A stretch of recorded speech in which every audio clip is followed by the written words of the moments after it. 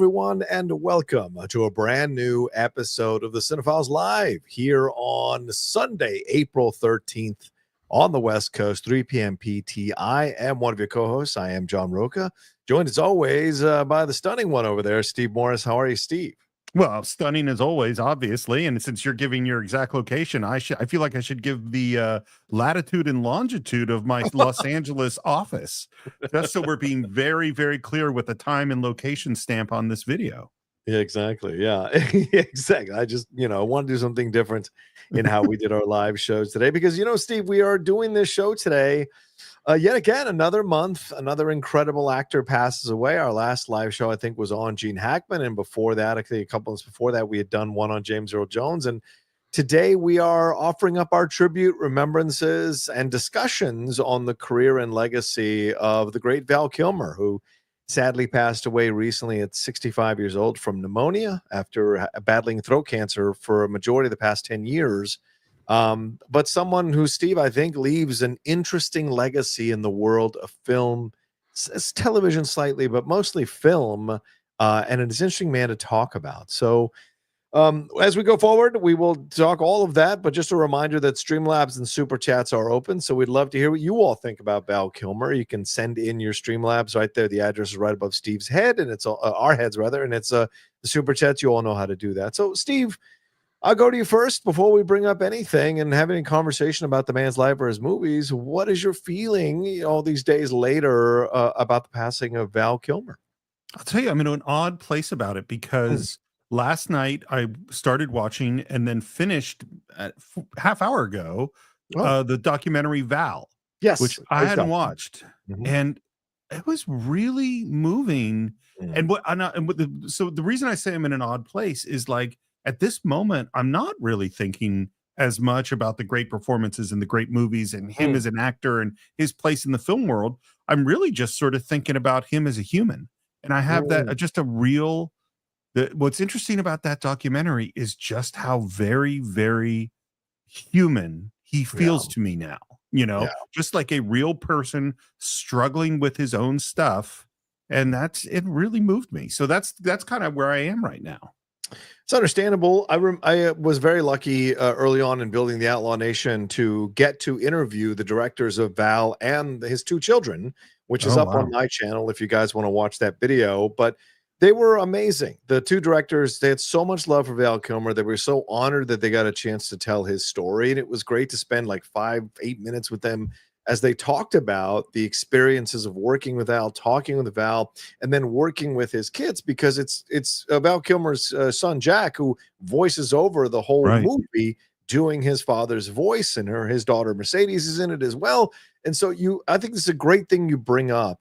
Aside from all the movies, sometimes we forget that these actors are human beings. The famous actors, they are human beings. They go through the things that human beings go through, which they're young and full of piss and vinegar and vibrant and then artistic and creative and unique. They meet a beautiful woman. They fall in love. They get married. They have children. They divorce. They get difficult to work with. They go through the stages of not being bankable, not being employable, and then come back and get reappreciated all over again because they decorated our worlds. But, these are the things that are interesting that a lot of people go through in life: getting married, getting divorced, having kids, having figured all that stuff out amidst their jobs, amidst trying to succeed at their job. So it's a fascinating documentary that I think put, as you said, Steve, a very human point of view on this man and helps you to appreciate him even more as a person, because he does not shy away from the rumors of him being difficult to work with, and he leans into it.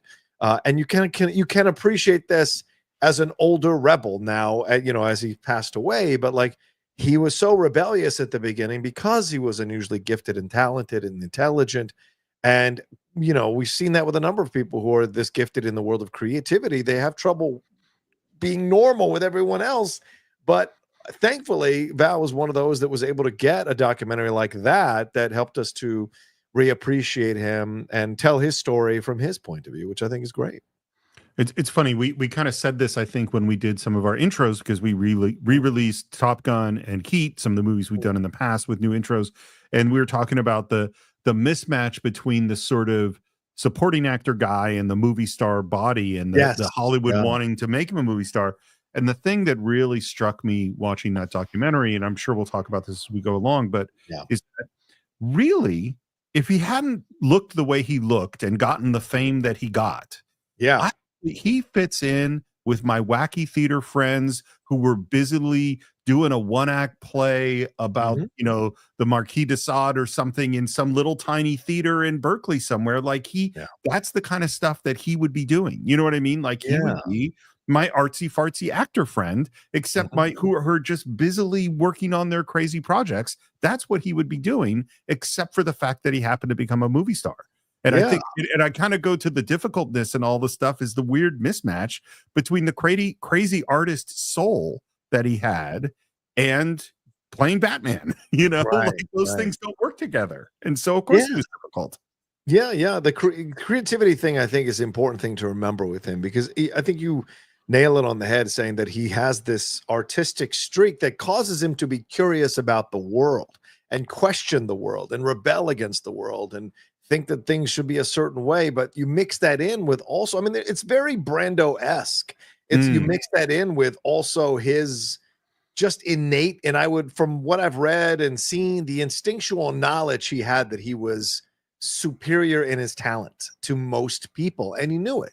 And in that way, that allows him to mess with people, allows him to be a little difficult to work with. But also when he's turned on, you're marveling at the guy's ability to find this unusual approach to acting. I think it's Michael Mann who said David Mamet said this. He's one of the greats. And you know why he's one of the greats? Because only the greats make acting look like they're improvising every single second they're on the screen. And Val Kilmer was one of those people who would do that. And of course, Mamet directed him in Spartan, which is one of my quietly favorite Val Kilmer films. And so you appreciate that with him as an actor. And Steve, you make an excellent point too. How does the artistic soul figure out Hollywood? How does it navigate Hollywood when they're this attractive and blonde and those gorgeous eyes and that great physique, when they want to shove him into places to become a superstar? Go be Batman, go be this, go be that, and I think there was an element of Val Kilmer that constantly pushed against it. And so being as you said, the character actor in the leading man's body, he became a great secondary character or co-star in a lot of the great movies that people remember him in, No, I think that's what's so interesting about him. Yeah, he's a fascinating guy. I mean, and it's funny too, and I'm sure we'll talk about it a bit. I knew nothing about his origins, his family, his childhood, like all that stuff that I sort of found out, and it put some of those pieces together that I really didn't understand about him in the past. Yeah. So let's get into it here. And I'll bring up a picture of him so you don't just see my face reading facts. But he was born Val Edward Kilmer in Los Angeles. He's a Los Angelino, Steve. He was born on New Year's Eve, December 31st, 1959. He grew up in the Chatsworth neighborhood, went to Chatsworth High School. His neighbors were Roy Rogers and Dale Evans. His high school classmates were Kevin Spacey. He dated Mayor Winningham from St. Elmo's Fire and numerous other movies. In high school, his father, Eugene, was a real estate developer. His mother, Gladys, they divorced when Val was 9. His younger brother, Wesley, who had epilepsy, drowned in a swimming pool in 1977 when he was 16. And apparently that haunted him for a long time as an actor.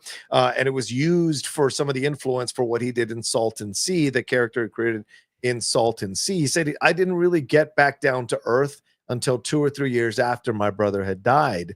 So that's an incredibly tough loss for him very young in his life. He applied to Juilliard in New York and got accepted. He became the youngest student ever admitted at 17 years old to the acting program. My God, imagine that 17 high school. You're jealous of the guy who's the lead in your school play at 17. This guy's going off to Juilliard at 17. It's kind of mind-blowing. And as you said, he's an inquisitive guy and does the artsy fartsy stuff. He and his several classmates wrote and performed How It All Began, which is an autobiography of the West German urban guerrilla Michael Bauman. So this is some weird, interesting things that they were into after. And then in 1981, after Kilmer graduated, he appeared in a professional production of that play at the Public Theater. Made his Broadway debut in 1983 in The Slab Boys, which is focusing on young workers in a Scottish carpet factory. And that cast included Sean Penn and Kevin Bacon. Sean Penn, Kevin Bacon, Val Kilmer, 1983 on Broadway in a film, in a show about young workers in a Scottish carpet factory. Steve, I would have loved to have been there to see that production. So many things about this. The first one is that the big thing I didn't know about was the death of his brother. And I didn't know, and this all came from, because it's so fresh on my mind, because I literally just watched this documentary. I didn't know that he, like Steven Spielberg and like the Coen brothers and like a bunch of other people we talked about, his brother Wesley had a video camera or a film camera, and they made movies all through his childhood. So part of the documentary is seeing these movies they were making as a kid. And it sounds like when his brother died, which is literally right when he's heading off to Juilliard, that it just destroyed him. You know, like it was so much of, and most people have had this at a certain point in your life where there is a pillar of your life, and that changes, whether it's a divorce or a death or your family moves or something like that, and suddenly the world is different. And that's what happened to him. And it's that, A, that's really, really interesting, and B, it's interesting to me that he continued to always have video cameras. So he was just filming things all the time and just following his artistic ideas. And by the way, one more thing again from that documentary is the play with Kevin Bacon and Sean Penn. Apparently he was supposed to be the lead, and then they said, oh, we got Kevin Bacon is going to be in it, can you play the second lead? And he goes, yeah, okay, I guess I'll do it. And then they say, actually we got Sean Penn too, can you play a much smaller part? So he gets voted down because those two guys come in, which I think is funny. But I do really think it's just so interesting, this idea of taking this theater artsy creative guy and then plugging him into Hollywood and seeing what happens, you know? Yeah, and you know, when he starts off in Hollywood, he's doing things like Real Genius and Top Secret. These are such unusual roles to start. Top Secret was the first film he ever did, but then Real Genius is shortly afterwards. So these are unusual roles to play, but right from the beginning, you can tell this is a different kind of actor. The way he leans into what's happening in Top Secret, the way he turns this kind of 80s mentor to the younger 80s nerd kid in Real Genius into something that's actually really interesting, and you're fascinated by the guy, you're captivated by the guy, you're compelled to watch him in these roles that normally would be throwaway roles for most other actors. He inhabits them and has fun with them, and there's an impishness and a rebelliousness, but also like this underlying confidence of not taking the world so seriously. This seems to be a thing that courses through all of his work, to not take the world so seriously. And it's interesting to watch it from the beginning. You know, you kind of see where we're going with him. And I would argue these are the things that make those of us who love him so much love him as much as we do. We feel like he was this soul that was constantly searching and maybe a little lost, but also had this impish childishness to him that we love. And I think that separates him from someone like Sean Penn or Kevin Bacon, and the way he's going to be remembered and revered as the years go on, you know? It's funny. Someone in the chat wrote, Val Kilmer is greater than Kevin Bacon.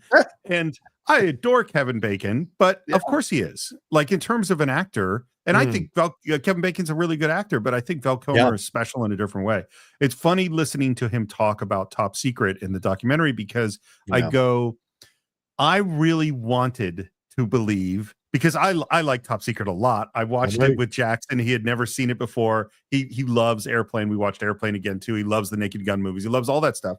So I wanted to believe that Val Kilmer was having fun doing Top Secret, which he apparently seems like he was not, you know, because when you're in a movie like Top Secret, well, your job is to act. You are really in service of a particular kind of vision. Right. You know what I mean? Like, that doesn't give a lot of space for your method stuff. Like, you're here to be within the Zucker Abrams world. Right. Because the thing, and you kind of hinted at this, and I think it's so true, which is that there are levels to what he does in Top Secret and in Real Genius. And I haven't watched Real Genius in years, but I absolutely love his performance in it, which is he's always a little bit ahead of the movie, if you know what I mean. Particularly in Real Genius. Obviously, he's playing a genius, so that's part of it. But there's this remove of, I am having a little bit of fun here. And I'll tell you what's funny is there's an actor that I totally associated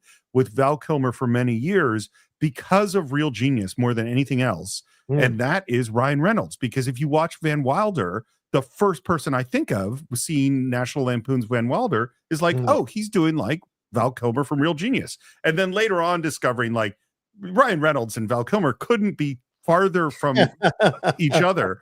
But in playing comedy in this like super charismatic, good looking guy, comedy stuff, Val Kilmer was able to do what Ryan Reynolds later turned into an art form, but Val Kilmer, there's a whole other side. That's not what he wants to do. That is not what he wants to be. He wants to be something else, Yeah. And so he opens the door to go into Hollywood and takes these roles and commits himself to these roles and has fun with them. And then, of course, from here, we go right into the stratosphere with Top Gun and Willow.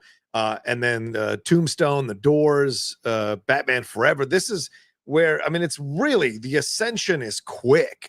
He turned down a role in Blue Velvet in order to do Top Gun. He turned down the role in Blue Velvet in order to play Iceman in Top Gun, and arguably is the smarter move.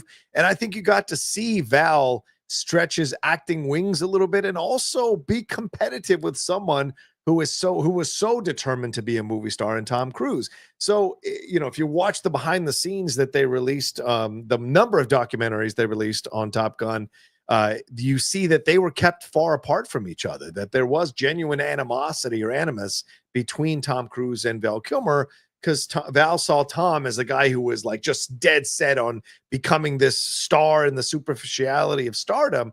Whereas Val was more focused on becoming the actor and becoming better as an actor and being the actor. He pursued the actor spirit differently than Tom did. I'm not trying to denigrate Tom Cruise. I love Tom Cruise, but clearly these were two different camps in their approaches to Hollywood. And even within Top Gun, you can see the difference in approaches with how Iceman has this effortless confidence and effortless cool, whereas Maverick has to constantly prove himself. And I see that those are the two different energies that are operating throughout that whole movie. And at that time, you imagine Val Kilmer is this is an extension of who he is as he's coming into his manhood, and he's seeing like the reaction people have to him and his attractiveness, and I think it's fascinating to watch that in the Top Gun movie. I think it's such a weird thing because it's not that Maverick is to Iceman as Cruise is to Kilmer.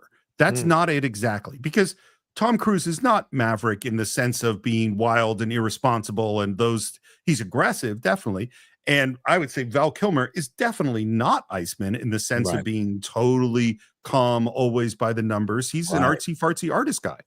But this is the great thing about acting, is that you can take what are the differences between their personality and create an analogy for the actors to be able to play off those real differences in who they are and make those characters work, if that makes sense. Like, I think that Val was able to channel something in Iceman and the conflict or difference in approach with Tom Cruise. So even though he is not a cold as ice person at all, that's not who Val Kilmer is, the difference really, really comes up in terms of these are people that are pursuing very, very different goals. They both from our 83 is Top Gun? Is that what year it is? 84. Our 1984, they're just like, these are two gorgeous movie stars who are taking the world by storm. But in fact, they're very, very different in their approaches, and that is totally comes across in the film. Yeah. The differences between them is what fuels, as you said, the stuff that's going on there. Top Gun is 1986. Real Genius was 85. Right. And then we have Willow. He does a couple of TV movies here. Murders in the Rue Morgue, which I think is a Edgar Allan Poe run. Edgar Allan Poe, yeah. That is the character is the very first detective stories is the character for Murders in the Rue Morgue and the Purloined Letters. There's a little bit of Edgar Allan Poe trivia today.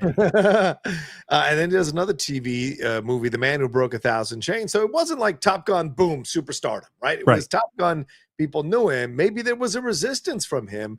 And then Ron Howard comes in with the Willow movie. And this now adds to more of his legacy as he plays this character of Mad Mardigan. So as if Iceman wasn't enough of a well-known, like iconic kind of character as soon as the movie came out and became a massive success, now you go in and create something else in the world of fantasy and create a character that a lot of people love in Mad Mardigan. And again, you're playing a character as you said, Steve, he's playing a character who's a little more, he's more like Maverick in that he's more emotional, he's more impromptu, he doesn't seem to understand the stakes of the things that he's doing, which makes him a very interesting protagonist, one of the two with him and Warwick Davis in that in Willow, which is fascinating, I think. So Willow's a weird one for me because, and this goes to like, I know like Vogel loves it, and that's a very important part of his childhood and stuff. And, you know, because I'm 10 years older, so 88, I'm now in college. And so on the one hand, I remember when Willow gets announced, and I was so excited because Ron Howard had started to be a director. I think this is after Splash and Gung Ho at this point. It must be. And so, and I loved Ron Howard. And I obviously love Star Wars. And now it's like George Lucas and Ron Howard are getting together to make a sword and sorcery fantasy movie. Oh my God, I'm thrilled. I was so excited. And I remember going to see it. And totally, we've talked about this thing before where you're having you're really rooting for the movie and you really want to like the movie. And Val Kilmer steals every scene he's in. I mean, he's so charismatic. Every time he's on screen, I like the movie a lot. I did not like Willow that much. And so I decided a couple of days ago, since we were doing this show, you know what? I'm going to rewatch Willow. I haven't seen Willow in 25 years. It's not that good a movie. It really isn't. It's a really flawed film. Val Kilmer is still very charismatic, but sadly, I still to this day go like, I would love to see this fantasy film. The world is cool. The setup is cool. Val Kilmer is great. I don't particularly like Willow. I'm not the biggest fan of Willow myself either. I'm only a couple of years behind you, so for me this was not something that hit me when I was a younger adult, like it has for some of the like Vogel and a lot of people who watched and enjoyed Willow, which is why that series, everyone was looking forward to that series, but then that series came out and kind of sank. But you know, after Willow, he plays William Bonney in a TV movie, Billy the Kid. But that's where he also meets Joanne Whalley, who becomes his wife, Joanne Whalley Kilmer. They do a film called Kill Me Again, which didn't really do well. The box office wasn't that well received. And then from there's a 2-year hiatus, and boom, he goes in to play Jim Morrison in The Doors. And this, for me personally, coincides at a time when, like just recently with A Complete Unknown, you know, you and I spoke about how we dove into Dylan's stuff inspired by that movie. I dove into The Doors stuff like crazy, inspired by what was happening around the time with the movie. Because I remember liking Love Me Two Times, and I think and of course Light My Fire, but I'd never heard Break On Through. I'd never heard a lot of their songs. And so leading up to the movie, because the trailers were just driving me insane how great the movie looked. And then entering into my 20s, so I'm like caught up with the idea of the epic films and biopics. And I remember watching this movie and just being absolutely floored by what Val Kilmer was able to do with Jim Morrison. I do think the movie's not as strong as I was hoping it would be, but I think his performance is absolutely transcendent. And it made me love The Doors as a band and as a group, and Jim Morrison even more so because of that performance. And it's an incredible performance. Didn't win the Oscar. I don't think it was even nominated, yet it's a performance that a lot of people look back on and think it should have won for that year. What are your thoughts on The Doors? Have you seen it a number of times? What do you think of Val Kilmer in the movie? I think it's one of those performances that it's one of the great biopic rock performances of all time. I mean, I think you put it up. I think, you know, Timothée Chalamet just now in Complete Unknown is, you know, obviously in that league. I think Jamie Foxx is Ray Charles. I think Joaquin Phoenix is Johnny Cash. Like, I think it's at that level, or even transcends that level because to some degree, I had this experience a little bit watching Timothée Chalamet as well, where I just forgot that I was not watching Jim Morrison watching that movie. Like, it's just like, well, there's Jim Morrison. And I think the movie, it's funny, my friend Matt Garcia, who you know also, his description of Oliver Stone movies is that Oliver Stone has a message. He takes his message, etches it into the side of a Louisville Slugger, and then beats you over the head with it for the next 2 hours to make sure you get it. I don't always agree with that point, but I do feel like there's a quality of some Oliver Stone movies where the first time I see them, they have a powerful, powerful effect on me. and then they have a lesser effect every time I see them after that. And so, like, because you start to see a little bit of the tricks. And so, as a performance, it is off the charts, fantastic, top to bottom. What he does is astounding. Yeah. As a movie, when I watched it more and more, because I watched this a fair amount. This was on the VHS rotation for a while. Yeah. There were parts of it that were creepy and upsetting and weird, but then I just cared kind of less and less about the Jim Morrison of that film. But that being said, and this is where, because this is the other thing about Val, he's a method guy. Like Val is going to spend a lot of time, and I know that he did in terms of Jim Morrison, trying to get into that space to play that part. Oh yeah, exactly. He spent years, he spent a year, like really kind of taking all this time to lose himself and create the role. And even Jennifer Tilly, in a remembrance here after Val had passed, said that like we were all sitting there, a bunch of us waiting to audition for the movie in what was just one step above a cattle call. He showed up, drove right up in front of the casting office, parked his car right in front of the casting office, jumped out of the car without any shoes on, walked right on in, and we all knew this was Jim Morrison. Like she said, there was no question at all anymore that he had kind of channeled him. And the thing is, I think it was Oliver Stone or a couple of the producers didn't really see him as Morrison. It wasn't until the Doors producer got the video that Val had recorded of himself singing one of the Doors songs. I think it's Paul Rothschild. He's the one that said, no. This is the guy. You got to look at this guy. I was with Jim. This guy is channeling Jim. And that's how he ended up getting the leg up to get the part as well. So these are things that happen in interesting, mystical ways that put you in a position. And look, Oliver Stone needed someone to play Jim Morrison. I don't think there's any actor that we knew at the time that could have taken on the role and did it as believably as Val Kilmer did, where you're like, this guy is channeling him. It's not like Anthony Hopkins and Nixon, where you're trying to force your brain to see Nixon. Right. He has literally become Jim Morrison. And as you're watching it on the screen, you're living through the things that he's going through. I do agree with you. The film falls apart because, as usually most of Oliver Stone's films from that point forward, kind of fell apart in the third act because they kind of just go all over the place instead of being much more stronger in the overall narrative they're trying to tell. But his performance comes through and blazes through. And here are the 5 people who were nominated that year, Steve. Anthony Hopkins for Silence of the Lambs, Warren Beatty for Bugsy, Robert De Niro for Cape Fear, Nick Nolte for The Prince of Tides, and Robin Williams for The Fisher King.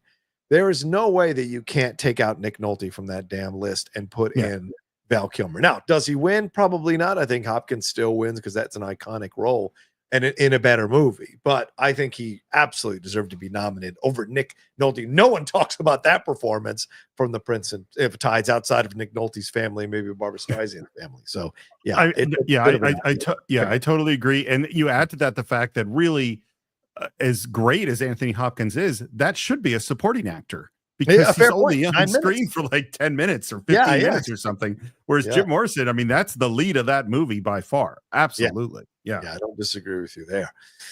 From there, with Val, we go on to Thunderheart, which is one of my favorite films. I don't know if you've ever seen this, Steve, but he got top billing over Sam Shepard at the time. Sam Shepard was a name at the time as an actor, as a playwright, of course, as well. But he got top billing. And this one is a really interesting Native American movie. Val Kilmer's dad had some Cherokee blood in him. So there's probably a desire and a connection to this. Plus, as you said, he's an artsy fartsy guy. And certainly people who are driven by creative impulses certainly find themselves at times exploring Native American things, Native American art, Native American stories. And so this is an exploration of how the government is messing with a reservation. And I think it's a fascinating story because he initially is rejecting his Indian roots, his Native American roots, his connection to those roots, because he just wants to focus on being the cop or the federal agent who's trying to find out what's going on here. And then as the film progresses, he starts to realize how much of this is actually true versus what the federal government has been telling him. And then he starts to embrace his Native American roots. It's a fantastic film. Graham Greene is in this one as well. So, if you guys haven't seen Thunderheart, I highly recommend watching it because it's a great performance from Val as well. Did you ever see this one, Steve? You know what's crazy is I have to have seen it. I read the book. I remember reading the book in college. It's actually from a series of books. Right. I think I read several of them, and I can remember the movie coming out, and I can remember going, "Oh, I read this book. I can't wait to go see this movie. I love Val Kilmer." I have zero memory of the movie at all. So it is possible I haven't seen it. I can't, but my brain just goes like, I must have seen it. I mean, I must have seen this. What year did it come out? 92, I believe. So 1 year after The Doors. Yeah, 92. Yeah, 92. I must have seen. I can't imagine I didn't. I have zero memory of it. So there you go. Yeah, directed by Michael Apted. Fred Ward was in as well, and Fred Thompson. So a good, strong cast here in its approach to that story, which I thought was a fantastic thing to watch at the time. And also showed that, like, this is what also, let's stop here at 1992. What an interesting collection of movies, right? Top Secret, Real Genius, Willow, Top Gun, The Doors, and here we go into Thunderheart. Certainly, this is not your typical movie star resume if they want to become a global superstar. This is a guy who marched to a completely different drum, was inspired by things that grabbed his attention, things that he wanted to do, and different in his approach, which I think is the beginning of people like quietly starting to appreciate him as a talent, that he's not driven just to be a global superstar. He's driven by things that actually spark his creative juices, you know? And so they don't always work, but they're the things that he is inspired to do, so to speak. Well, that's kind of what I mean by the artsy temperament is that he wants to follow his whatever. You know, and I saw this in the documentary, and I'm sure you'll get into when it goes back to painting and things like that. But it's like, it's the artistic whim. Oh, this is interesting. Let me explore this thing. All the way back to the play in Juilliard, that they developed together. Yeah. It's like that really is antithetical to being a Hollywood movie star. Right. Being a Hollywood movie star is not following your artistic whim wherever it takes you. That's not how it works. Right. Exactly. That's the important thing to understand when you're driven by the creative, or important to understand the people that are driven by the creative spirit, because they just have their own approach to it, and they'll walk their own path no matter what anyone tells them to do. And certainly Val had that as well.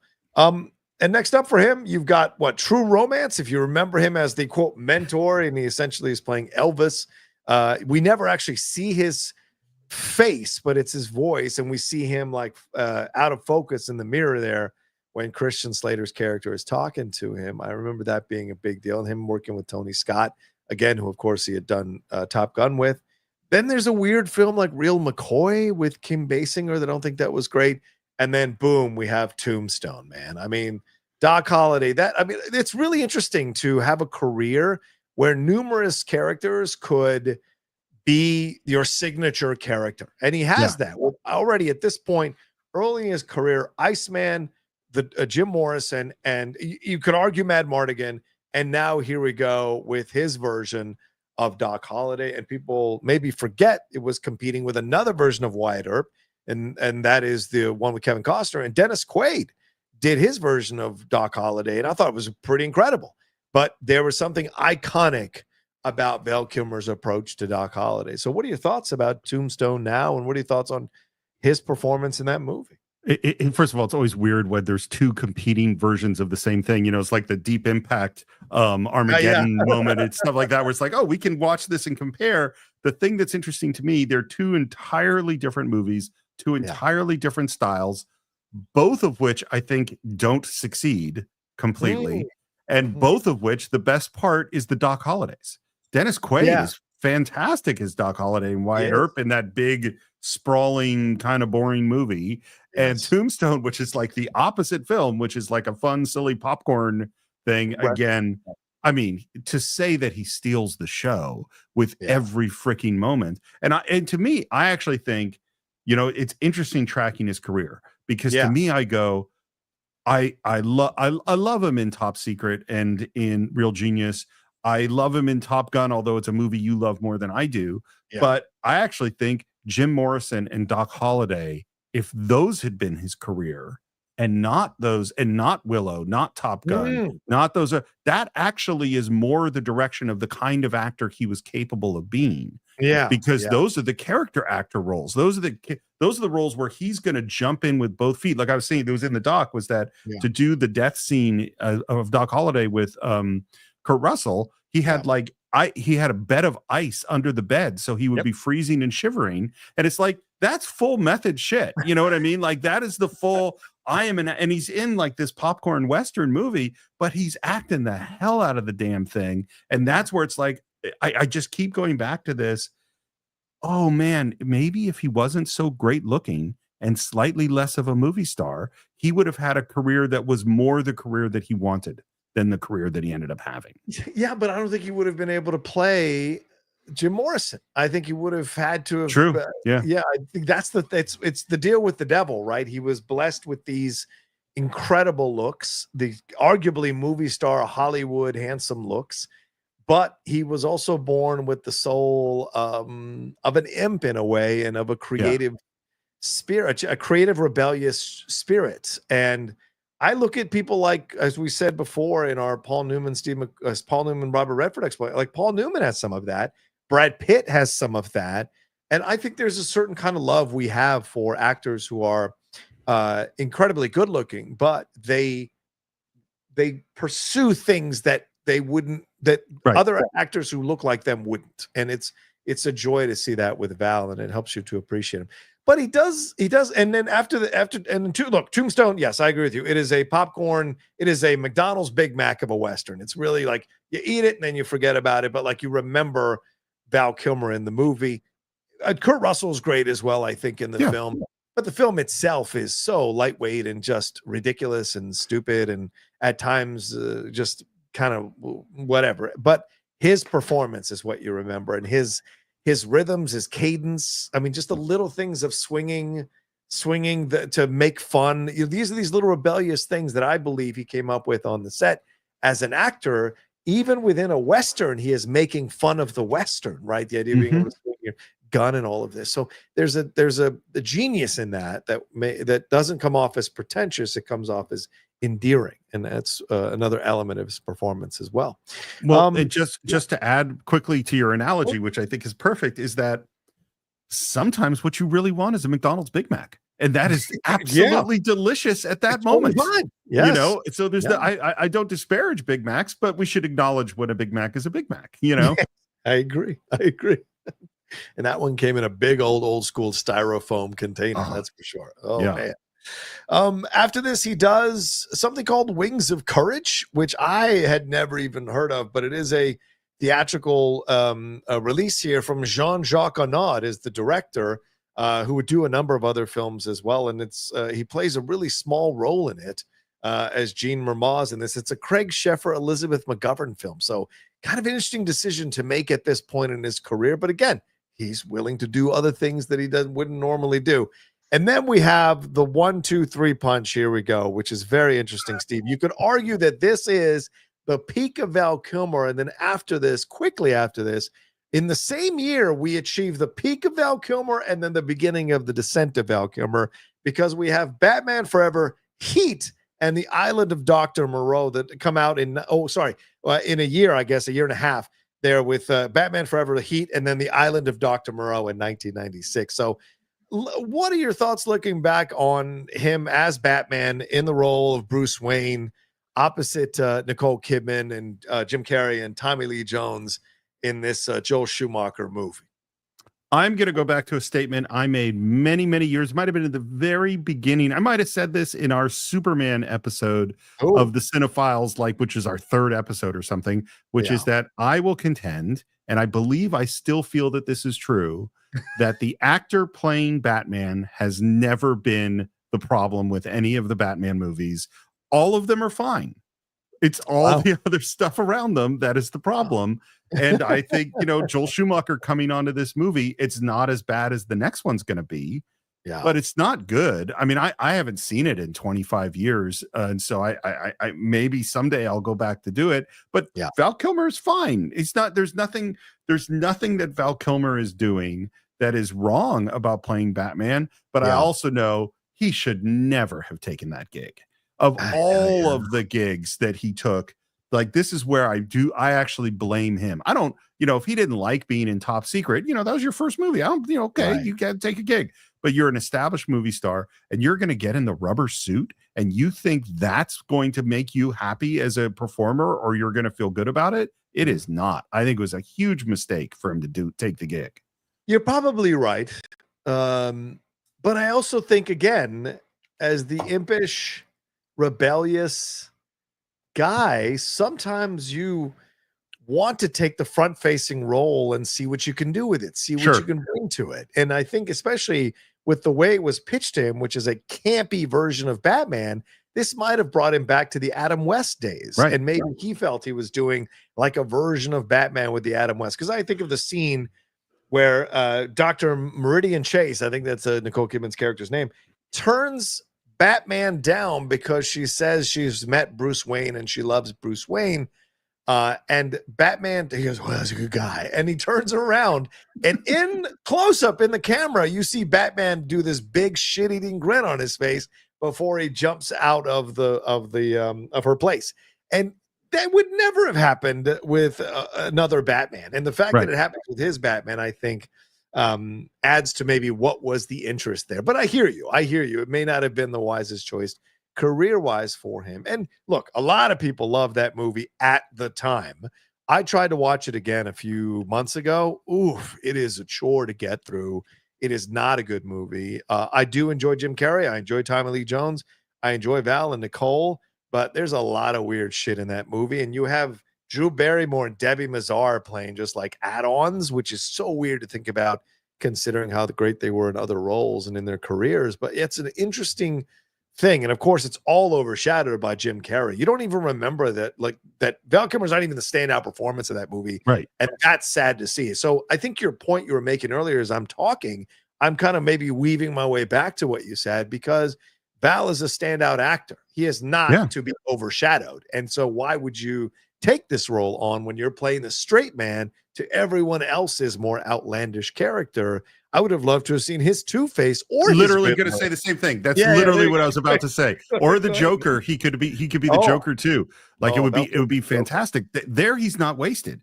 What's so funny, and obviously we could go on this digression forever, but because I worked in a comics bookstore in '89 when Batman came out, right? And so I was right in the midst of this of geekdom. I could have been on the Geek Buddies back in 1989. I was very up on all that stuff. I couldn't be on it now, but at that time, I remember the excitement and I remember the geek anger about Bruce Wayne revealing himself to Vicky Vale. And then the second one comes out and there's the, little controversy. And then this one comes out and now because I'm, hooked into all sorts of guys. Literally was working in work in progress studio where where Jeff and Steve were drawing comics and I was trying to break into comics as a writer. We're going downstairs to the comic book store all the time. I'm really hooked into that world, and hearing back then what would evolve 30 years later into the geek wars we hear today. It just occurred to me that movie is like the origin of geeks starting to feel powerful and disagreeing about the direction. Should Batman be dark and brooding like Frank Miller, or should it be fun and campy like Adam West and Joel Schumacher wants it to be? Right. And geeks were outraged at the time by the things that were going on and the directions they were going. And then when you get to nipples on George Clooney's costume and all of the insanity in the next movie, this is where it's like this is the origin story for geek rage, really. Yeah. And maybe there's something that he's, maybe there's maybe there's a desire to self-punish, to take on a role like this. Because I was just reading, apparently he didn't know who was going to be directing and he didn't have a script. He just said yes before any of that. So my theory that he could have taken it because it was campy and wanted to maybe evoke the Adam West thing goes right out the window. He didn't know any of this stuff, according to some of the things we're reading here. And here's who was in contention above him and was slated to take the role: William Baldwin, who people forget was a big deal in the early 90s because of Backdraft and a couple other roles. So, he was someone who was looked at as a possibility to step in to play Bruce Wayne. So William Baldwin's Batman to Val Kilmer's Two-Face or Riddler, I think that's the more interesting movie to watch, because you're wasting Val in something like Bruce Wayne slash Batman. And even the New York Times, Janet Maslin said Kilmer was a poor successor to Keaton. Bob Kane said in a Cinescape interview that all the actors all of the actors who have played Batman up to that point, he did feel that Kilmer gave the best interpretation. Maltin complimented Kilmer's portrayal when he reviewed the film, but he did not return for another Batman, feeling the Batman was being marginalized in favor of the villains and because of scheduling problems with the Saint, which is why George Clooney took on the role. So what about now? Let's move on to Heat. Now, what are your thoughts on his work in Heat here with Robert De Niro, Al Pacino, yet still finding a way to stand out in his own way? What do you think about his work in Heat, as we see in the top corner there as Chris here from Val Kilmer? I think he's flawless. I really do. I think this is where, and it's funny, all the things we've been talking about of like, how does he, part of what we've been discussing, which is interesting to me, is how does he fit into the movie? How does he find himself? How does he find the right place to be? And in the case of Tombstone, he 100% understood what to do in that film. And I think the same is true in Heat. Is that, and I think in some ways this is among the best movies he ever did. I mean, this is an incredibly good film, and he's playing a fully realized, extremely complex, because he is charismatic and interesting and talented. He's loyal to Robert De Niro's character. He's deeply in love with it's Ashley Judd, right? Ashley Judd, yes. Yeah, he's deeply in love with her. He's also not in control, abusive, dangerous, and all of those things are playing in this character. And I think in terms of one of the things that Heat is about, because what Heat asks you to do is say, here are a bunch of criminals who are capable of being stone cold murderers. They will kill innocent people to get what they want. And yet you are going to feel like they're a family and you're going to really like them. And he's the eldest son, essentially, of De Niro. And so like you have deep personal feelings towards this person who you probably shouldn't like for a lot of reasons, and yet you're continually drawn to them. I think his performance is stellar. I think it is the what do they call it when they this is it. This is a role that boils Val Kilmer down to his essence. Yeah. He is incredible. I would say that this is probably the most incredibly attractive he is in all of his roles, with the longer hair, the swagger. He's in his full-on manhood. There's an edginess to him that's really threatening and unsettling. As you say, when he's having his back and forth with Ashley Judd, when he's angry at her, throwing shit at the wall, coming close to slapping her and beating her up, like, it's really unsettling. But you see also that he's this lost soul. He's this kid. And so this father figure of Robert De Niro, who essentially, as you said, he's seeing him maybe as his oldest son, like, he is trying to mentor him, but Chris can't do the things that Robert De Niro's character can do. He doesn't have the strength to just be able to drop stuff at 30 seconds or whatever if the heat's around the corner, because of his love for Ashley, because of his love for Ashley's character. And so you see that in the movie. So you want to take care of him. You want him to make the right decisions. You want him to not be this abusive guy at times. You want him to not be, because he is in service of the piece. Yet when he is dialed in, he is ruthless. So he's great at his job, but he's also a caring, vulnerable person, even all the way up until the end when she gives him the sign to go away. You're heartbroken for him, because in some messed up way, you want them to end up together, because even though she's been cheating on him, she still loves him.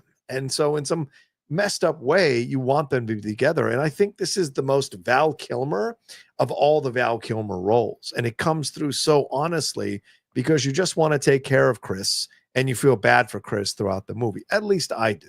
And I think that's what I love about his performance. So how do you stand out when you've got two master actors leaning into their badassery? You're the guy at the heart of it, who's got the real emotion, who's going through the things he's going through. listen, I don't buy a thing of what Pacino is doing with Diane Benora. No offense. Or is it? Yeah, I think it's Benora or Michelle Forbes. I don't buy a thing that he's doing in the connection. When he's making out with her, it's like weird. It's awkward. The stuff with Natalie Portman, certainly touching, and I believe that. But they're both driven to do the things that they do. Chris is much more of an open wound, and he's a fascinating performance in the film. Stands out so well because of his talent, you know? I agree. I mean, I hadn't thought about the De Niro stuff that you mentioned, but I do think he knew where to be. He knew how to hold his space. Yes. And what's interesting too is that he's never trying to go up against De Niro. He's not trying to outsize more, size more. You know what I mean? He's just like, this is my role. This is what I have to do. It's so funny because I know we're going to move into the island of Dr. Moreau. And it's there's sort of, it's funny that you mentioned Two-Face because there are different Val Kilmers. And there's the Val Kilmer that is engaged in artistic work that he finds fulfilling and challenging. And there is the Val Kilmer who is not. Right. And I am a fan of one of those guys. And I'm not so much a fan of the other one. Well, I hear you. But I think you can't have one without the other. That's the thing. Sadly, I agree. No, people are people. Beings, yeah, we are slaves to the different versions of ourselves that we present at different moments in our life. And I would argue this is Val, like in the mid 90s, this is Val feeling himself. He is absolutely this swaggering cock of a human as an actor. And he's picking these bigger roles, and getting into Heat was amazing. Michael Mann said, "I always marveled at the range, the brilliant variability within the powerful current of Val's possessing and expressing character." That's a phenomenal description of Val Kilmer as an actor working in that movie Heat. But as you said, Steve, after that movie, we move on to the island of Dr. Moreau, and there's a shot with full-on swagger. And this is where you get, like, the artist rebelling against the movie star, right? And throughout this whole process with what goes on with Richard Stanley, with what goes down with John Frankenheimer, and then with Brando, here he is going from De Niro to Brando, right? He's almost being blessed as the next Brando / De Niro by working with these two guys back to back. But this is the film that kind of breaks Val Kilmer, gets him a bad reputation. And then from here, it's a bit of law of diminishing returns. So do you remember watching this movie? Have you seen the documentary on this movie? And what were your thoughts on the scenes in Val where it's very clear how much swagger he has on the set and all the things that they went through on that set? So this was a legendary shit show, I think. And I had heard about it long before. I do not think I saw the movie in the theater. I have definitely seen the movie. And watching the movie, first of all, just putting aside like the behind the scenes and all the other stuff. Watching the movie, you're just like, how did this happen? Like, how did this train wreck? Because it is so heinous a film. Like, it is so awful. And you're watching Brando, who many would put as the greatest film actor in the history of film actors. Val Kilmer, a great actor. And you're watching them just like, what the fuck are you doing? Like, what is going on? What is this movie? And yes, I have seen the documentary about the making of the film. I honestly, it was a while ago. I honestly couldn't trace the insanity that happened in this movie, but much of it, most of it is not either Val Kilmer or Brando's fault. There's all these other things going on. But then when things in my memory, as things start to go south, the personalities of Brando, and I get it, like, you've worked for a terrible boss. Sure. I've worked for a terrible boss. We've both worked in situations. We've both been in plays or things where we knew it was bad. And it's real hard. And I haven't been in a thing that I knew was bad 1,000 miles away on a desert island with, like that kind of craziness. So it is hard to keep your eyes on the prize and continue to show up and do good work. But man, they did not continue to show up and do good work. And the amount that they contributed, both Val and Marlon, to the insanity of that project is a lot. And this is where I was deeply moved by the artsy guy who I watched in the documentary and the way they presented him. They didn't spend a lot of time talking about this particular movie in that documentary.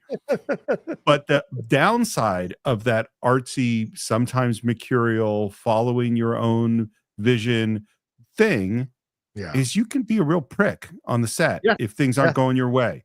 And I don't like that. You know what I mean? Like I have a real, and again, this movie was a shit show. It was a shit show for a ton of reasons that were not Val Kilmer, but you showed up to do the job, you signed the contract. And when your name is at the top or near the top of the call sheet, that's a responsibility to everybody else that's there for you to show up and do your job. I get that it was shitty. It sounds like it was fucking terrible, but from my memory of what his behavior was like on that set, it's not cool.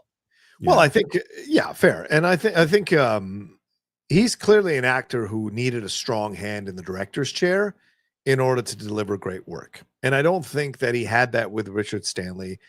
And when John Frankenheimer came in, who was so much like a military sergeant type approach to it, I think that made him bristle even more and made him rebel. That sparked the rebellious a thing within him as well. And, I had a chance to interview Richard Stanley on the Deep Cut when he was promoting Color Out of Space. We had an interview and talked a little bit about the Val Kilmer stuff, but we were only able to talk about officially stuff on the podcast that was very limited. But after I had some really fun off-the-record conversations about his experiences with Val, and he was very complimentary of Val Kilmer, very complimentary. The rumors are that they battled or whatever, and he's like, yeah, we had our fights because I marched to a different drum artistically than he marched, but we had different points of views, and so blah, blah, blah. But he was very clear that Val was a person he appreciated in retrospect after the dust was settled. The thing with Frankenheimer, he said this, I think he said, yeah, as soon as he shouted cut on the final scene, he yelled out, now get that bastard off my set about Val Kilmer. So it was not a good reaction. But then you also have Brando, who's polluting everything as well with his version of essentially what Val Kilmer was doing. So if the dad on the set, which is Marlon Brando, is acting like this a-hole, then the son is going to follow suit sometimes. So it doesn't remove blame. And I think you're right to feel that way, of course, Steve, about that kind of stuff, because no one wants to deal with that. But it's such an unusually crazy set. And that documentary is mind-blowing, because if Richard Stanley was hiding out as one of the extras in the animal outfit the whole time, that's just insane to even consider once he was fired off the film. It's nuts. So it's a legendary film. From here, we get something called Dead Girl, which I don't know much about, but then The Ghost in the Darkness, The Saint, and then one of my favorites, Steve, The Prince of Egypt. So I think Ghost in the Darkness is kind of one of those forgotten mid-90s films with him and Michael Douglas. I think it's based on the book. And then you have The Saint, which was his attempt to maybe go back and right the wrongs of Batman Forever and lead his own franchise. So clearly during this time, Steve, there is this battle between the artist and the guy who wants to become the movie star still coursing through him. And The Saint it's a fun guilty pleasure. It's not that great of a movie. Him and Elizabeth Shue have some nice chemistry, but you got to see Val Kilmer essentially be like Flo in the Progressive Insurance commercials and do all these different characters. And maybe this was his, before Tom. Well, I guess Mission Impossible was just a couple of years later, so maybe he's predating Tom Cruise by a couple of years before Tom starts putting on the faces in Mission Impossible. So it was an interesting decision. What are your? We'll leave Prince of Egypt for a separate thing. What are your thoughts on Ghost in the Darkness and The Saint? Any thoughts on that? I mean, there's just a lot of, for me, there's a lot of disappointment in Val Kilmer's career. And The Saint is a movie, because I had seen some of it's based on the Roger Moore TV series, and I'd watched some of that, and I love that sort of 60s spy fun sort of things, that for sure. I like that genre. I remember going to see it and going, well, that was fine. It's fine. Yeah, exactly. It's not, I like the idea that hey, Val Kilmer can play with his sort of characterness of doing the, but I don't think the movie's there is a reason why there isn't The Saint 2. You know, it just doesn't have that thing to it. Ghost of the Darkness, I remember because at that point I knew who William Goldman, the screenwriter, was. You know, this is Princess Bride and Misery and All the President's Men and all sorts of great films. So when I saw this movie and I saw the trailer, and I think it's Michael Douglas, right? Is that the other? Michael Douglas. Super excited about it. And I don't think that movie's terribly good at all. No. So this is sort of where, I mean, we've had, and as I think I said in our discussion of Heat, at the time that he came out, I was in the middle of film school and was very judgmental about it and didn't like it. So for me, like Val Kilmer had gone from The Doors, Tombstone, which I liked, and then we have a lot, Batman, and we've got a lot of movies that I didn't really like so much, including Island of Dr. Moreau. So I'm seeing, for me at this point in the 90s, it feels like Val's a bit in the wilderness. Yeah, you know? I think he does go into the wilderness with occasional bright moments, but overall, these are kind of middling films, maybe B- to C level films that don't really do much for him as an actor. Prince of Egypt, he's incredible in Prince of Egypt. I love him as Moses. Him and Ray Fiennes offered a really beautiful tribute to him, and I think the film will take even more resonance for me when I watch it again and think of it, because I'm not strong enough to watch it again right now because I'll just be a ball of emotions crying all over the place. And I already am when I watch that movie. So even more so now, but I think his Moses is maybe my favorite Moses ever. And I just recently rewatched the 10 Commandments because it's free on YouTube. I watched the whole movie the other day. And how is it? I would love for us to do it on the Cine-Files, you and I, but I think it's going to be a hell of a thing once we can, because it's not as good as I remember it being, yet I can't deny the majesty of Charlton Heston as Moses, and I can't deny the over-the-top cheesiness of Yul Brynner as Ramses and everyone else involved in it. But it is a beautiful movie. I watched it on my Oculus. Like, I watched it like that. Wow. And it was a stellar experience to watch it and marvel at the majesty, because it has YouTube app on that thing so I can watch it. But I was just like, oh, this isn't as good as I remember when I was a kid, but we have to do it because I think there were so many discussions and fun moments, especially Edward G. Robinson. What the hell is he doing in a Moses movie?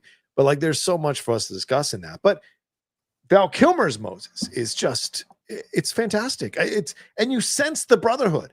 Him and Ray Fiennes really established the tragedy of the loss of their brotherhood in that movie so well through their voiceover work. And it is phenomenal. I put this up there with Doc Holliday and with Chris and Mad Mardigan and all the Doors, all of these roles. His role as Moses, I think, belongs in the same breath as all those people, because that is a very difficult role to do on screen and make it connectable and make it believable and make it something that moves you emotionally, You know, I've only seen it once. What? I saw it. Yeah, I saw it in the Cinerama Dome. I can remember going to see it. Yeah. I can remember loving it. I can remember going like, wow, this is really, really great. And it was sort of, because is it a DreamWorks animated movie? Yeah, DreamWorks Animation. Yes. Yeah, because this is sort of the beginning of DreamWorks, and DreamWorks compete with Disney? Can they compete with Pixar? And I remember watching and going like, yeah, this is special. I really, really liked it. I've heard you and Vogel talk about it for years. I've heard you like sing duets and shit from this. Yes. Yeah. But I've never seen it since. I mean, it's an all-star cast, because you got Ray Fiennes, I said, Sandra Bullock, Michelle Pfeiffer, who, by the way, had worked with Val Kilmer way back in the early 1980s. Jeff Goldblum, Danny Glover, Helen Mirren, Patrick Stewart, Steve Martin, Martin Short, James Avery, who are all part of the cast. And the songs are beautiful and really well done. And I think it was nominated for an Oscar for the song When You Believe with Mariah Carey and Whitney Houston. So yeah, it's one of these things that is one of these films that people don't bring up when they talk about Val Kilmer enough, but it is an incredibly well done animated film with a fantastic performance from him. But as you say, Steve, we get into these we go At First Sight, Joe the King. He has a small part in Pollock, which was the Ed Harris film that won Oscars. Red Planet, The Salton Sea, as I mentioned, Hard Cash, Masked and Anonymous. He plays the porn star John Holmes in Wonderland. He has a small part in The Missing, the Ron Howard Western with Cate Blanchett and Tommy Lee Jones. Blind Horizon. And then, as I said earlier, the David Mamet film Spartan, which I think is one of these rare, fantastic films in this wilderness of his career, as you said, Steve. Stateside, Mine Hunters, George and the Dragon. He does an episode of The Entourage. He plays Alexander's dad in the Oliver Stone Alexander film, and it's such a, I mean, this is such a weird thing for him to do, but maybe because he owed Oliver, he was in it. I don't know, that movie's weird, man. That is not a good film. Yeah, and so there's a wilderness, and then something happens in 2005, Steve, which I think makes people remember Val Kilmer and fall back in love with him. And that's when he plays Gay Perry in Kiss Kiss Bang Bang, opposite Robert Downey Jr. with Shane Black and Michelle Monaghan in the movie as well. So, and this is one of my also favorite Val Kilmer films.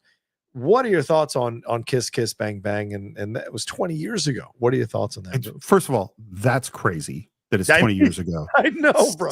Second of all, I remember seeing it in the theater, and it is one I rewatched. I watched it about a week ago. Totally holds up, totally enjoyable. And it's so funny. I mean, it's sad thinking about it now because Robert Downey Jr., this is a comeback for both of them. You know what I mean? Yes. Like this is like, oh, here are these two actors who are both supremely talented.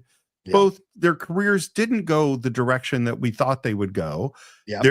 They come in and do this movie that was, I think, really unique for that era of being a fun, kind of noir-y, kind of a little bit tongue-in-cheek, but exciting and thrilling with that great Shane Black, script and all of that stuff, and going like, oh, I love both these guys. And Robert Downey Jr. goes and does Iron Man and becomes the highest paid actor maybe in the history of the world. I don't know, probably is.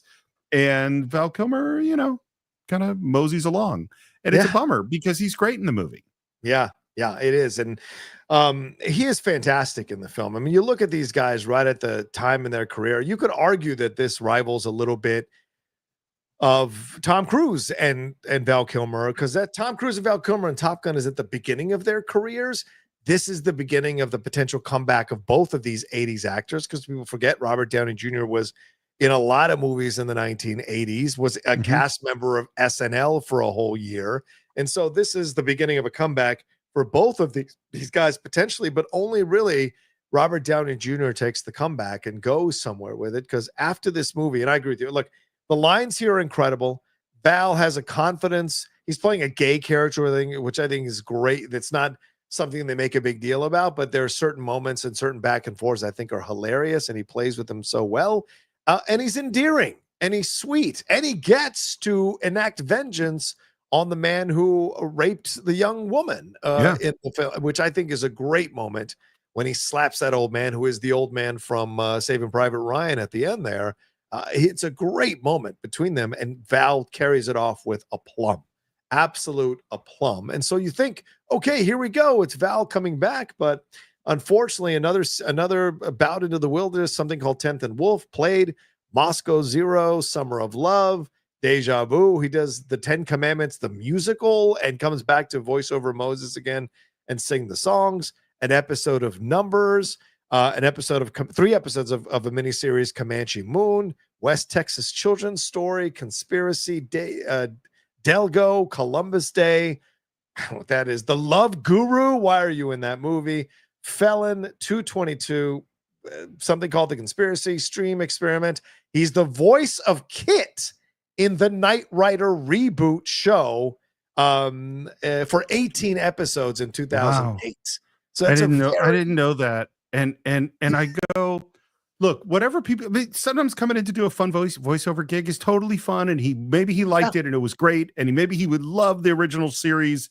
Yeah, I grew up with the original series. Maybe, yeah. Maybe those things are all true. And I hope that's the case. But I didn't know that. And it makes me sad to hear. Right. Streets of Blood, American Cowslip, The Thaw.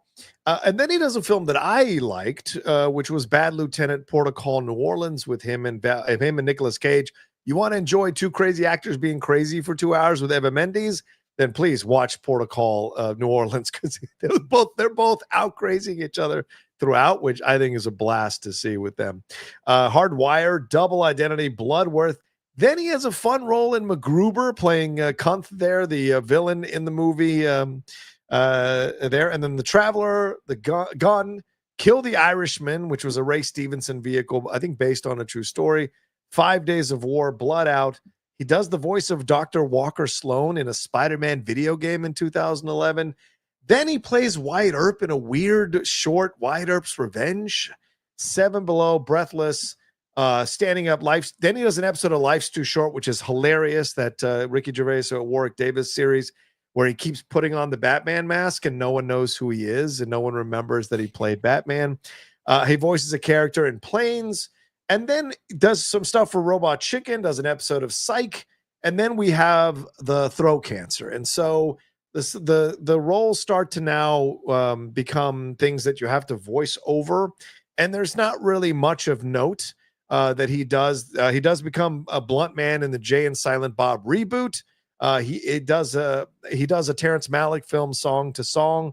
But it's really when he reappears just a couple of years ago as Iceman again in Top Gun Maverick that people had just a massive outpouring of love for him and a remembrance of the greatness of Val Kilmer. And that scene was so well acted, so well done, so well written.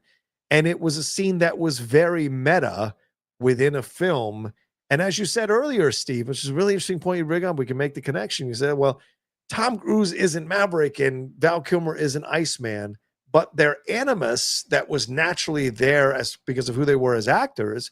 Now we see them all these years later as friends, hugging and caring for each other, and still with the ball busting moment at the end of who's actually the better pilot. And I think it's a beautiful epitaph to his career, which he unknowingly did there as one of the final moments of his life on screen. It's an amazing moment, and I think it's one of those weird moments in film, and I hadn't thought about it when I was saying that about Top Gun, but you're totally right. It's this weird moment in film where we're watching a movie, and we're watching the characters of Maverick and Iceman while simultaneously watching the real people of Tom Cruise and Val Kilmer. Yes. And our emotional reaction to it is filled up with both of those things. And in particular, the fact that we know that Val Kilmer is ill. And what's interesting about it, it's actually perfectly not analogous, because the story in the movie is the story of the successful person who became an admiral. Yes. And the other guy who couldn't get his shit together and still a captain or whatever his rank is in this and is fucked up. And yet they both have mutual respect for him. And then the reality is you have the guy who's arguably the most consistently successful movie star in history, literally a career that goes from the 80s to the 2020s, and he's still starring in huge movies. There's nobody like that in history, with a guy who, maybe he fucked up his career a little bit. Maybe he made some bad choices. Maybe he just got really unlucky, depending on how you want to look at the story. And they're playing the reverse of that, which is really, really interesting. I think it's really, really powerful. I think it shows genuinely, but I think here's how I'll put it. I think Tom Cruise both showed genuine love and affection for Val Kilmer, and also had a deep and, one might say, cynical understanding of what he needed to make his movie successful. Do you know what I mean? Like both things can be true at the same time. Yeah, but I do think there is, and I know that I may be in trouble for saying this, but I think there is a Tom Cruise that is having a lot of perspective about his life now. He's an older man now. The time is running out where he's going to be the action star, and he's going to have to transition into other things. And maybe there are some scores to settle as he realizes, a closure to have rather, as he realizes he's getting close to the end of his life. And I think the movie really radiates that. There's an energy to that movie of like correcting past mistakes and confronting old wounds and trying to heal from the old wounds and do better, and all of that. And so I hear you, but I also think it fits the overall theme of the movie totally, which is one of redemption, which I think really works as well. And Tom Cruise was at CinemaCon just a few weeks ago, just a couple of weeks ago, 10 days ago here, and when he was presenting new material for Mission Impossible: Final Reckoning, he took a moment before he started to lead the audience in a moment of silence for Val Kilmer, who had just died 2 days earlier. He said, "I'd like to take a moment before we get started today to honor a dear friend of mine, Val Kilmer. I can't tell you how much I admired his work and him as a human being, how grateful and honored I was that he joined Top Gun and came back for Top Gun Maverick.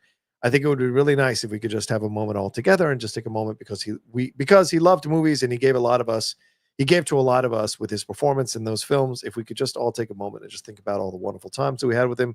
Thank you, Val. I wish you well on your next journey. Thank you all for doing that. I know you appreciate it. So it was a very beautiful tribute. And what Jeff said on the hot mic is the rumors that he had heard is that they were going to announce a Top Gun 3 at CinemaCon, but felt that because of the passing of Val Kilmer, it wasn't the right time. So I don't know how much of that is true, but it shows an incredible amount of respect for him at his passing. If it is true that you don't announce the third installment of this franchise that has all of a sudden found new life this late in its existence, so it's amazing stuff here. So I know some of you might say, well, we didn't talk about Mark Twain or his theater work, but this, we're the Cine-Files. We talk about the movies and that's what we focus on. And so I hope you all appreciated this walk through his career. Steve, as we're wrapping up before we get to the Streamlabs and Super Chats, any thoughts you want to get across now before we get into some of these questions? I think I just am returning back to the thing that I said at the beginning, which is the contrast between the movie star actor guy and this artsy human guy that I really experienced through watching the documentary, which I do highly recommend. Yeah. And I think that's sort of, maybe this is just an important thing to say, is to continue to remind ourselves that these big famous people that live these glamorous lives and are so beautiful and charismatic and charming and talented are just human beings, just like us, who are just as lost and confused and make bad decisions and make the right decisions for the wrong reasons and the wrong decisions for the right reasons. And they're just like us. And, Val is a human being, that's the big thing I'm thinking about right now. Yeah, absolutely. And I think that's why I love him more than just for his roles, like just who he was as a person. It's something that moves me and touches me for sure. Let's hear from some of you all what you think. It's Scal Scalisi's in there with two of these super chats. He says, just finished watching 2008's Felon. Thought it was a good movie. Val in that movie doesn't get talked about enough. Great performance there. All right, Scal. Maybe I've not seen it, so I have no comment, but maybe I should check it out. Yeah, exactly. He also said Val also cameoed in the Psych finale. As I said, Detective Dobson, seeing him in one of my all-time favorite shows was cool to see. I bet, Sal. I bet it was. Psych is a lot of fun. Karen, my ex, loved that show, so I watched about half of it, and it's very, very fun. But I never saw the finale. All right, and then two of the Streamlabs here. Justin Toner says, what's up, Justin? Good to see you. He says, hi, John and Steve. I have been a fan of Val Kilmer ever since I saw Willow as a kid, ditto Top Gun, and then my love for him became permanent after seeing him as Doc Holliday in Tombstone. So many other great movies like Heat on his resume. Just a great actor. And yes, I rewatched the documentary Val as well about his life and career on Prime Video. Moved me even more now that he has gone. For those who have never seen it, go watch it. Yeah, absolutely. It is such an incredible documentary, as Steve was mentioning earlier. And it's a great way to, I don't know, appreciate. I mean, I think that documentary with the Top Gun Maverick scene is a great headstone for the career and life of Val Kilmer. And so if you haven't watched that, like Justin was saying, I encourage you, and I'm sure Steve does as well, to watch that documentary to have a better idea of Val Kilmer. So, yeah. Okay. For me personally, I love the Rebels, man. I'm the outlaw for a reason, is what I intend. It was what I like. And when the Rebels march to their own drums, sometimes it ain't pretty. Sometimes it ain't nice. Sometimes the results aren't as great as their highest of highs, and they're in the wilderness for a while. But look how long he lived. He lived long enough to get reappreciated all over again, and he passed away at the right time. It's very similar to the Ultimate Warrior in my mind. The Ultimate Warrior had been a big star and then went into the wilderness, talked all kinds of crap about what had made him famous, and then at the tail end of his career realized all the stuff he had done, had a come to Jesus moment, asked for forgiveness, sought closure, delivered a beautiful speech on Monday Night Raw, talking about fighting and not knowing how much longer he has and to always appreciate every day and every moment, and died from a heart attack the next day. And so it's just those kinds of things where you have people who you loved as a youth and they get older and they go into these weird, wild places and wilderness places, and you wonder what's going to happen and why aren't they more famous, or why aren't they doing all these things? And then they find their way back to the spotlight just in time to say goodbye. And I think there's nothing more beautiful than that in a lot of ways, because they stayed true to who they were, regardless of the results, and in the end found their way back into our hearts again. And I think Val Kilmer did that before he passed away, and that's something amazing and doesn't always happen in life. And so it's something to really appreciate, in my opinion. That's beautiful, John. I don't really think I have anything to add. It was funny when you went to the Ultimate Warrior. I was like, well, where is this going? How is this? And it actually was really, that's really moving. I think that was a really wonderful way to put it. I think I got nothing to add to the life of Val Kilmer from that. Yeah, absolutely. Well, okay. Well, thank you all so much for joining us for this live conversation and tribute and remembrance and discussion on the legacy of Val Kilmer. We can't tell you how much we love you all, and really appreciate you all here on the Cine-Files, whether you're supporting us on the Patreon or just supporting us by downloading and listening to all of our stuff that we have going on. I hope you enjoyed our new intros we did for Heat and for Top Gun that are out there for you all to enjoy, and our new intro that we did for When We Were Kings for the passing of George Foreman that all came out just this past week, and our new short that dropped as well just a couple of days ago or a few days ago. We hope you enjoyed all of that. And of course, we have Fargo Part 1 coming up next week as we wrap up our season of the Coen brothers. Steve, anything more we need to say and tell our people? Well, we're also going to be re-releasing our other Coen brothers shows, which is No Country for Old Men and The Big Lebowski, with new intros. So that's going to be coming up in the next couple of weeks. And we just had a little text conversation and figured out what the movie after Fargo is going to be. Would you feel comfortable if I announce that, John? Yes, please. Knock yourself out. We are diving back into a tiny little movie of the MCU called Ant-Man. So and I'm totally looking forward to spending some time with some Paul Rudd. I think is going to be a lot of fun after everything we've been through. It's been a tough year so far, and Paul Rudd, I think, is going to give us a lot of joy. Ant-Man's a lot of fun as far as I'm concerned. Absolutely. We could use a little humor, and it'll coincide with the release of Thunderbolts, so we'll be in a Marvel's mindset when Ant-Man comes out. So I hope you all will join us for those episodes coming up here on the Cine-Files. Where can they join us on the Patreon, Steve? If they're new listeners or new viewers and they want to support the work we're doing, where can they find us? Well, if you want ad-free versions of the show or to listen to our Cine-Files short, we just recorded a good one a few days ago, and we got another one coming up next week. You can go to patreon.com/thecine-files. And if you want to join the tier that is the advisory board, we have meetings once a month to discuss where the Cine-Files is going, and also just have fun movie conversations with some people who really, really love films. And if you want to reach me, it's at SR Morris on Twitter and SR Morris1 on Instagram. Yeah, please remember to subscribe to the channel down below and hit that bell button and leave your comments about Val. And if you want to follow me, you can follow me at the Rocha Says on Twitter, Instagram, and Blue Sky, and Threads as well. I guess I'm on there as well. So would appreciate that. And my YouTube channel, youtube.com/John Rocha Says. I'm so determined to get to 50,000 subscribers. We're at 37.4 right now. Would love to get to 50. So if you haven't tried out any of my content, please head on over there. youtube.com/John Rocha Says, the Outlaw Nation. See all the great shows we have going on there as well. All right, for my partner, Steve Morris, I am John Rocha. Thanks so much for watching this episode of the Cine-Files Live, and we'll talk to you next time with another brand new episode here on the Cine-Files. Peace. Until then.